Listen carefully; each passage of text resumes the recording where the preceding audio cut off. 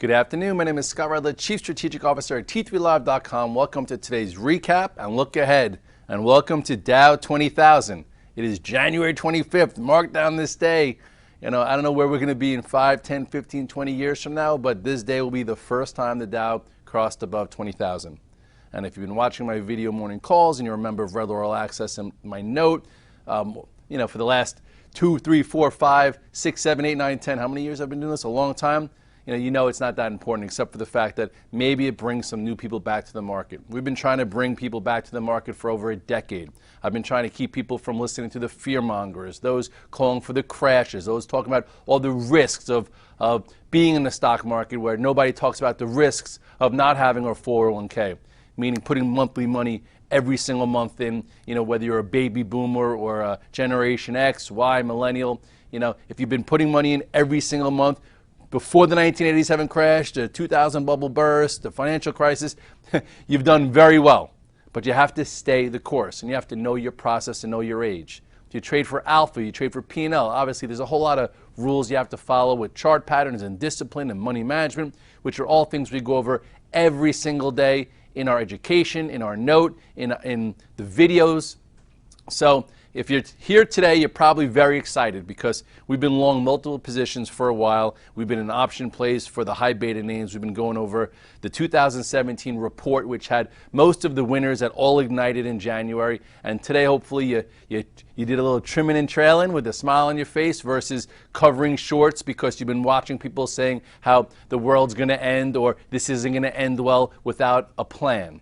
So with all that said, congratulations if you stayed the course. It's been very hard. Social media, the media, everyone wants to fearmonger and make the worst looking headline so this way you feel uncomfortable about being involved or you feel kind of stupid about being optimistic, which you all know my mantra is glass half full, and I'm going to continue to do that. Even if we get a pullback or a corrective phase, we'll have a plan to deal with it and be safe and also be ready for the next scenario. So let's get into stocks now. The S&P cash yesterday triggered above 2273 to 2276, a spot where we talked about adding to existing longs, which I also tweeted about, and this was yesterday. Look at the chart.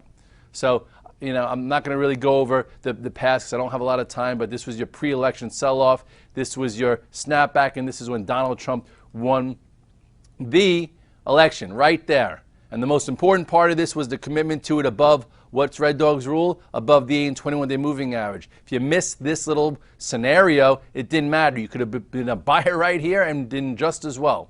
First move was up, okay, and then you had a little bit of a retracement to retest the prior high, and then it took out this pivot, and that was your next additional move. Then we went into the basing little process here, and it was a little annoying, but there were a lot of bullish undertones. Talked last week on how everyone was saying, sell the inauguration, sell the inauguration. But we talked about if we didn't go below S&P 2254 to 2257, you could look at probably 20 tweets in the last week about it or a week and a half from me to stay opportunistic. Well, yesterday we had a little bit of an igniting bar. That's what got me long more spiders. The Russell, besides my options in Amazon and Google and Baba and some bios, etc., and that was your ad, and then you got paid with some follow-through today. So day 1, day 2, we can get a day 3, but you probably should be long a little less in the indices because we might need some time now to build a little bit of another pattern above this or maybe even fill this gap a little bit. So this was your ad, this was your trim and trail, and you got paid if you were accumulated in this base. Also, the IWM. First time in a while I tweeted to Redler All Access, I got back long. It actually gapped above this descending trend line, but yesterday took out the moving averages. That's why I was back involved. I did sell it because I don't have an IWM thesis, and if we happen to open a little bit lower, I'll probably buy some back if we continue to go. I just won't be in it. But this was my calculated A play for some follow-through, and I'm glad we had it. As far as the banks, JP Morgan, I think we've been long since Monday. Why were we long since Monday? Because look at this. This was the test of the 50 days. So that's your buy some. Tier 1, here was your ad yesterday, and then trim and trail into the gap fill. I have some still on, but a lot less than I had last night. Also talked about Bank of America being probably one of the first few that held in best to take out the prior pivot, so I am in that. I don't have great prices, but it took this out, and now it looks like it's going to take out this range to the upside. Nice channel here. Never even got down to the 50-day, so this has been acting stronger because Bank of America should benefit from rate increases, and I do think there's going to be 2 or 3 or maybe 4 this year, but I would say at least 3. Goldman Sachs, lastly, in the banks, because it has been a leading indicator. I played it yesterday. I didn't own it today, but this too held the 50-day. If you sold it on this topping tail here in the top end of the range, or when it broke the 8-21-day, you sell that so you have the luxury of buying back at the 50-day for a trade and not just holding your breath and going underwater. So that's the banks and that's some of the indices. The real action for me, and for most of Redler All Access has been high beta tech. Started the year with Tesla as a focus, Amazon as a focus. Google wasn't a focus, but it became a good trade this week. BABA also became a good trade as the descending channel broke to the upside. Let's go over Google first.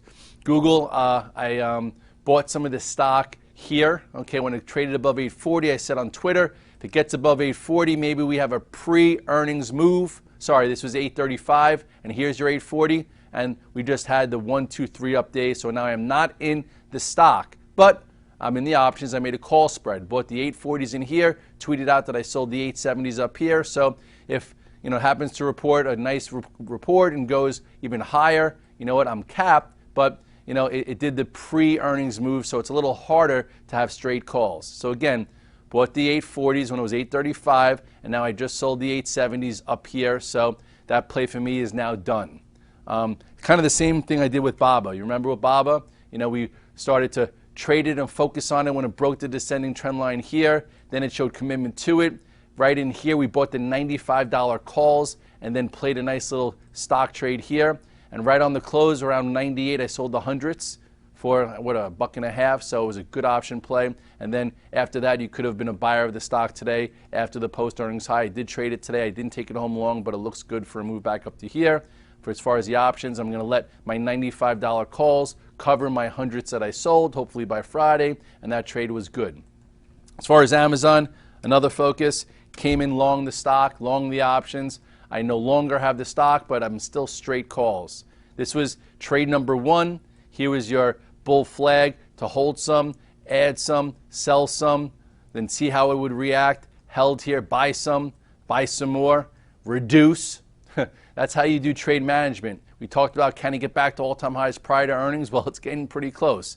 So I guess tomorrow, if it gets up here, I might have to do a call spread, considering I bought the options in here, the 820s after buying the 780s down here. So that was a nice trade. And but for me, trade-wise, stock-wise, 1, 2, 3, I always sell into the third day. But I'm still straight to calls. If we get another push to here, maybe I'll figure out what options to sell. But earnings aren't for a whole nother week. So maybe I sell those and then we do a whole nother option strategy. But all in all, great technical move, guys. Doesn't get much better than that. Broke above the wedge. Nice bull flag continuation. Bigger bull flag continuation. Now back to all-time highs. Wow. As far as other tech, I didn't have Apple coming in today. It's been a little choppy, but I did buy it today. So those on the VTF saw me buy it on the pullback. Okay, I bought it on the pullback after the initial move. So let me show you how you do that. It did not come in long. I wasn't focused on it. It had a nice move. So right around 11:30, before I went to the gym, which I do every day at lunchtime, I bought some here. I bought some into this pullback. It's time-stamped on the VTF. Bought it here, put a stop in here, and said, hey, I missed the initial move. Now we have a pullback. If it's any good, it should hold this area. Bought some, came back from the gym. It was already up here, trimmed some, and I still have some, and we'll see what happens next. I've been talking about Apple. It's also on my 2017 projections. Lots of different ways to do it. I also went over it in Boca, how it broke this downtrend here, or even a little bit lower. Had the red dog reversal to start the year, etc. Actually, that was even down there. But P.S., another nice move. Could continue, but you should be in a little bit less. Where's the red dog reversal? Oh, here we go, right here. Boom. That was your red dog reversal, and this is when it took out the what's it called, the 118 area. Now look at it, a 122. Day 1, day 2. So I'm in some of this because sometimes you can get that day 3. Some of the laggard sectors did okay. I'm not in them, but someone asked me to go over the IBB.